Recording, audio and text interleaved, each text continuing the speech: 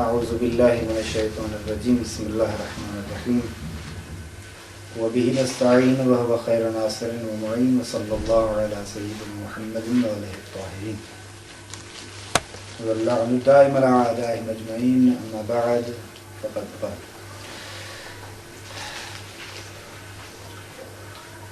گزشتہ بحث میں ہم انبیاء کی عصمت کے بارے میں گفتگو کر چکے ہیں. آج ہم اور اس جلسے میں کچھ اور مطالب ہیں جن کے بارے میں گفتگو کریں گے. سب سے پہلا مسئلہ جو کتاب کے نمبر کے اعتبار سے 15 نمبر ہے اور صفحہ نمبر 33، اس میں عنوان بحث یہ ہے آنہا بندگان پیام فرمان بردار خدا ہستن. انبیاء الہی کے بارے میں ہے کہ انبیاء الہی اللہ تبارک و تعالیٰ کے فرمان بردار اور عبد تھے، بندے تھے. اس میں کہتے ہیں معتقدین، یہاں سے شروع ہو رہی ہے گفتگو. کہتے ہیں ہم یہ عقیدہ رکھتے ہیں، ہم معتقد ہیں کہ سب سے جو بڑا افتخار ہے انبیاء اور رسولوں کے لیے وہ یہ ہے کہ وہ اللہ کے مطیع ہیں، اللہ کے فرمانبردار ہیں، اللہ کے مطیع عبد ہیں. اور اسی دلیل سے ہم ہر روز اپنی نمازوں میں رسول اکرم صلی اللہ علیہ وآلہ وسلم کے لیے یوں کہتے رہتے ہیں کہ وَأَشْهَدُ أَنَّ مُحَمَّدًا عَبْدُهُ وَرَسُولُهُ. دیکھیں، عبد پہلے ہے، رسول بعد میں ہے. یعنی مقام عبودیت حقیقت میں دیکھا جائے بہت بڑا مرتبہ ہے جس کو پہلے بیان کیا جا رہا ہے.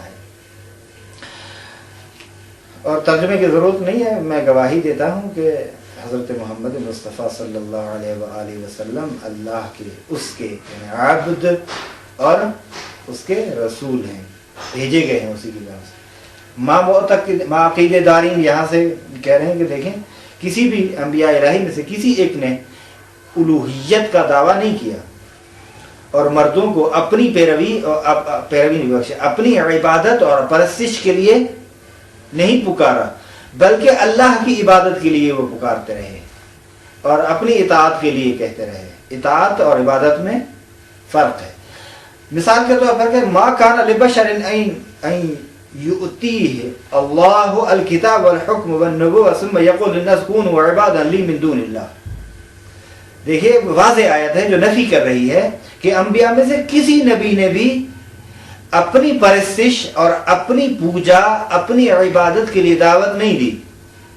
ما کان لبشر، کہتے ہیں کہ کسی بھی بشر کے لیے سزاوار نہیں ہے کہ آسمانی کتاب، حکم، نبوت اسے دی جائے، پھر وہ لوگوں کو یہ کہے کہ میرے بندے ہو جاؤ، میری پیروی، میری پرستش کرو، میری عبادت کرو، اللہ کی عبادت نہ کرو. کہتے ہیں کوئی بھی نبی ایسا نہیں ہے کہ اسے نبوت دی جائے، حکم دیا جائے، منصب یہ تمام دیے جائیں اور پھر یہ کہے کہ اللہ کو چھوڑ دو، میری عبادت کرو. حتیٰ کہ حضرت مسیح علیہ السلام نے بھی ایسا ہرگز اس طرح نہیں ہے کہ وہ لوگوں کو اپنی عبادت کے لیے پکارے، اپنی دعوت کے لیے اسے دعوت دے. لیکن ہمیشہ وہ اپنے آپ کو اللہ کا بندہ تصور کرتا تھا، کہتا تھا اور کہتا تھا کہ اللہ نے مجھے بھیجا ہے. حتیٰ کہ پہلے مرحلے میں جب مسئلہ ہوا حضرت مریم میں سلام اللہ علیہا کے بارے میں، تو بی بی نے اشارہ کیا اس جھولے کی طرف، تو لوگ کہنے لگے کیف نکلم من کان فی المہد صبیا.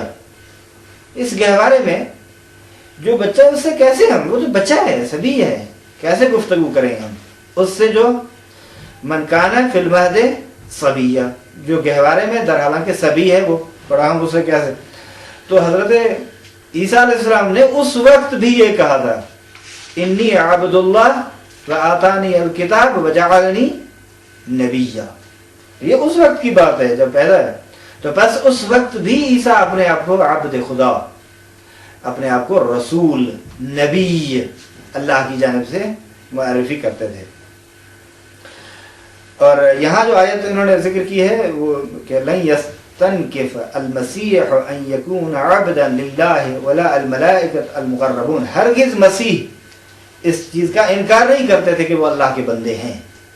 ہمیشہ یہ اعتراف کرتے رہتے تھے, بتاتے تھے دوسروں کو کہ میں اللہ کا بندہ ہوں. انی عبد اللہ.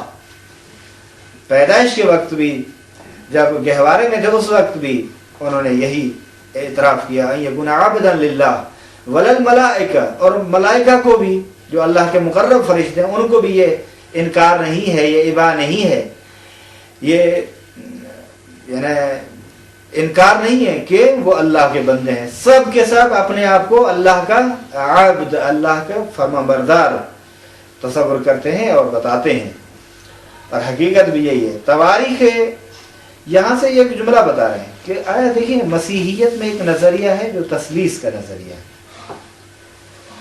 اس کا مقصد کیا ہے تثلیث کا؟ اس کے بارے میں اس کی تفسیر مختلف الفاظ میں بیان کی جاتی ہے, لیکن جو اس کتاب میں ہے وہ بریکٹ میں بیان کیا جائے اعتقاد بے خدایان سیگانے. یہ ہے, اگر فرض کریں سوال میں آ جائے تثلیث کیا ہے تو یہی بس آپ نے لکھنا ہے اعتقاد بے خدایان سیگانے. یہ تفسیر ہے اس کی جو انہوں نے بیان کی ہے.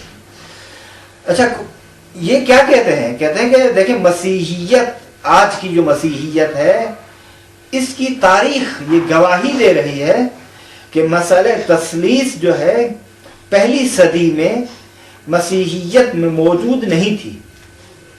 یہ مسئلہ تثلیث کا نظریہ پہلی صدی میں موجود نہیں تھا, لیکن بعد میں اس کو دوسرے مسیحیوں نے, عیسائیوں نے وجود میں لائے, بعد میں ان کو پیدا کیا اپنے ذاتی مفادات کے پیش نظر. وإلا اصل مسیحیت میں یہ چیز نہیں تھی, بعد میں اس کو بڑھا دیا گیا. 16 نمبر پر ایک بحث کر رہے ہیں جو معجزات کے بارے میں اور علم غیب دونوں کو ساتھ ملا کر بیان کر رہے ہیں. کہتے ہیں دیکھیں عبودیت پیغمبروں اور انبیاء کی عبودیت جو ہے یہ ہرگز مانے نہیں ہے اس سے کہ وہ اللہ تبارک و تعالی کے اذن اور اس کی اجازت سے, اس کے حکم سے, اس کے آرڈر سے, اس کے فرمان سے خداوند تبارک و تعالی ان کو حال, ماضی اور آئندہ کے امور سے آگاہ فرما دے. ایسے امور جو پنہان ہیں, جو گزشتہ سے تعلق رکھتے ہیں یا حال سے تعلق رکھتے ہیں یا آئندہ سے تعلق رکھتے ہیں. اور قرآنی ایک آیت بتا دی جو سورہ جن کی ہے, عالم الغیب فلا یظہر علی غیبہ احدا الا من ارتضی من رسول. دیکھیں ویسے ارتضاء ہے, ارتضاء اور استفاء کا مسئلہ ہے, یعنی خود خدا نے برگزیدہ ہے, چن لیا ہے. اس کا ترجمہ آپ دیکھیے, خداوند دانای غیب است, یعنی عالم الغیب, اللہ غیب کا عالم ہے, عالم الغیب ہے. فلا یظہر علی غیبہ احدا, وہ اپنے غیب پر کسی کو آگاہ نہیں کرتا, الا سوائے اس کے کہ رسول ہو جسے خود اس نے انتخاب کیا ہو, چن لیا ہو. کہتے کہ ہم یہ جانتے ہیں کہ حضرت عیسیٰ علیہ السلام کے معجزات میں سے کچھ معجزات اس طرح کے تھے کہ لوگوں کو کچھ مخفی امور کے بارے میں خبر دیتے تھے, پنہان امور کے بارے میں, پوشیدہ امور کے بارے میں بتلاتے رہتے تھے. مثال کے طور پر کیا کھاتے ہو, کیا پیتے ہو, کیا ذخیرہ کرتے ہو اپنے گھروں میں وغیرہ, اس طرح کی چیزیں. ظاہر ہے میں اپنے گھر میں جو کچھ کر رہا ہوں وہ آپ لوگوں کو تو پتہ نہیں ہے, آپ جو کچھ انجام دے رہے ہیں خلوت میں وہ ہمیں تو پتہ نہیں ہے. یعنی حضرت عیسیٰ بتاتے تھے کہ بھئی آپ نے کیا کھایا, کیا پیا, کہاں گئے, کس سے ملے, خلوت میں کیا کیا. جلوت میں کچھ اور طرح سے ہیں, خلوت میں کچھ اور طرح سے ہیں. نہیں, خلوت اور جلوت دونوں ایک طرح سے ہونا چاہیے, اور اللہ توفیق دے گے ہم اس طرح ہو جائیں. وَأُنَبِّئُكُمْ بِمَا تَأْكُلُونَ, میں تمہیں بتاتا ہوں, خبر دے رہا ہوں تمہیں وہ چیز جو تم کھاتے ہو. وَمَا تَدَّخِرُونَ فِي بُيُوتِكُمْ, اور جو اپنے گھروں میں ذخیرہ اندوزی کرتے ہو, خبر دے رہا ہوں. پیغمبر اسلام تعلیم الہی کے ذریعے سے بہت ساری, یعنی اللہ وہ علم دیتا ہے, جس طرح میں نے کہا کہ علم لدنی کا مسئلہ, وہ اللہ کی جانب سے علم دیا جاتا ہے, اس علم کے ذریعے سے بہت سارے ایسے امور پنہان تھے جن کے بارے میں خبر دیا کرتے تھے، اخبار غیبی جن کو کہتے تھے۔ مثال کے طور پر ذالک من انباء الغیب نوحیہ الیک، یہ غیبی خبریں ہیں جو ہم وہی کر رہے ہیں تیری طرف اے رسول۔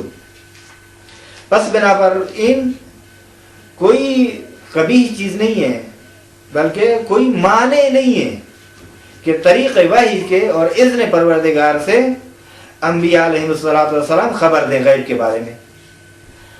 اگر بعض روایات میں، اب یہاں ایک بحث ہے کہ بھئی آپ کہہ رہے ہیں کہ اس قرآن کی آیت سے ثابت ہو رہا ہے کہ انبیاء الہی کو غیب کا علم ہے، اور کچھ آیات میں غیب کے علم سے نفی کی گئی ہے، تو ایسے کیسے ہو سکتا ہے، کیسے جمع کر سکتے ہیں؟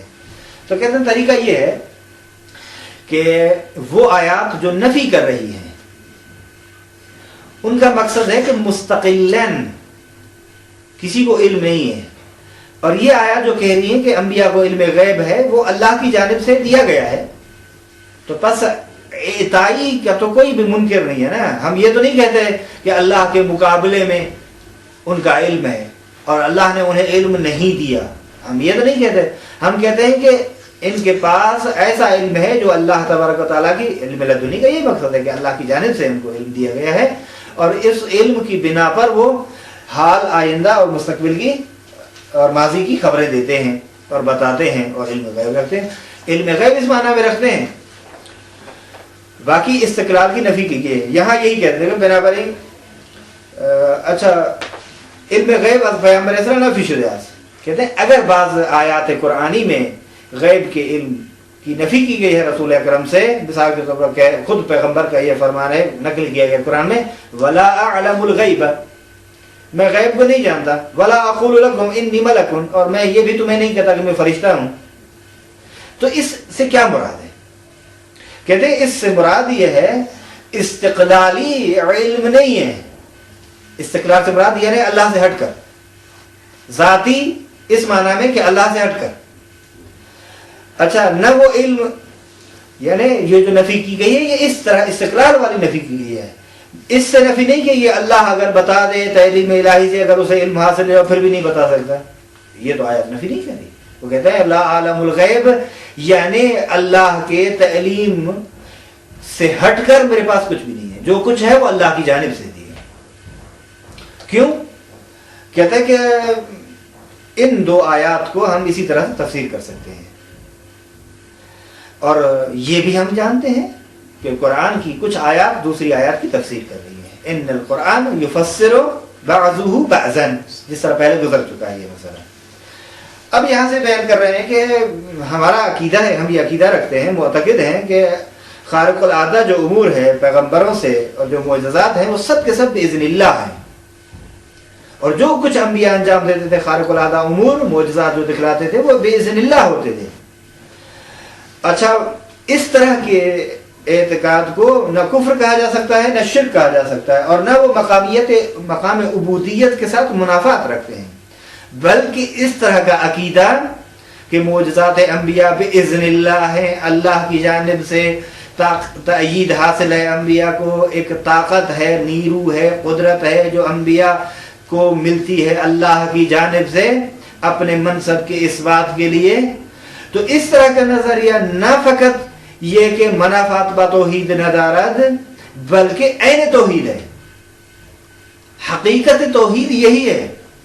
حضرت مسیح علیہ السلام تصریح ہے قرآن واضح الفاظ میں قرآن کریم نے کہا کہ وہ جس طرح یہ پہلے بھی بیان ہو چکا ہے یہی مسئلہ، اور یہی آیت بھی تھی جو گزر چکی ہے۔ کہتا ہے اللہ کے اذن سے مردوں کو زندہ کرتے تھے، اللہ کے اذن سے وہ بیماریاں جو قابل علاج نہیں تھیں، وہ افراد جو معالجے دوسرے جواب دے دیتے تھے، حکیم حکما جب بے علاج قرار دیتے تھے کہ اس بیماری کا کوئی علاج نہیں، حضرت عیسیٰ ایسے بیماروں کو شفا دیا کرتے تھے۔ یہ آیت قرآن ہے جو سورہ آل عمران کی آیت نمبر 49 ہے، انشاءاللہ اس کو دیکھیے۔ 17 نمبر میں ہے بحث شفاعت کا۔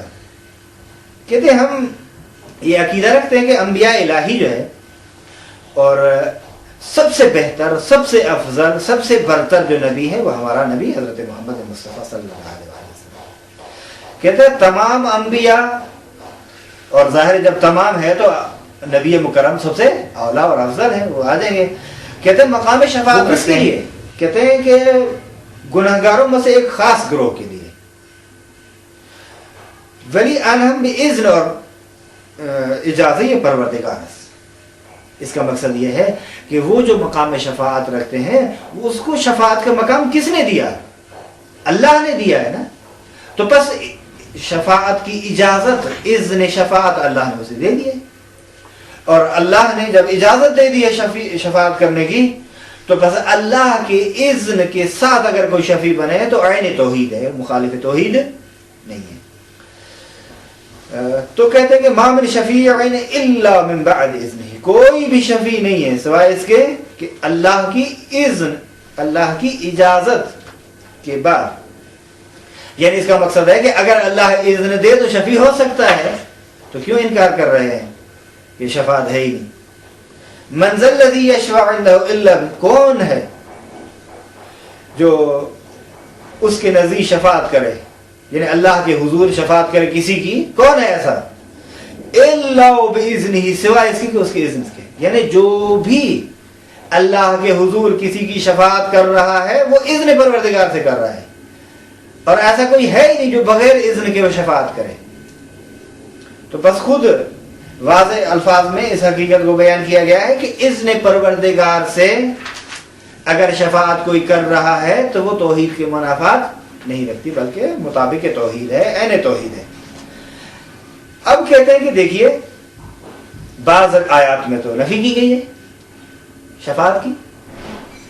یہاں سے کہتا ہے اگر در بعضی آیات قرآن اشارہ بنفی شفاعت بطور مطلق شدہ ہے، ومی فرمایا یعنی علی الاطلاق مطلقاً نفی کی گئی ہے، اور قرآن یہ کہہ رہا ہے من قبل ان یأتی یوم لا بیع فیہ ولا خلۃ ولا شفاعہ. کہتے ہیں کہ انفاق کرو اس سے پہلے کہ وہ دن پہنچ جائے کہ جس میں نہ خرید و فروخت ہوگا اور نہ آپ کی خدمت میں عرض کریں کہ کوئی دوستی اور رفاقت ہوگی مفید، اور نہ کسی کی شفاعت. تو اس شفاعت سے کیا مراد ہے؟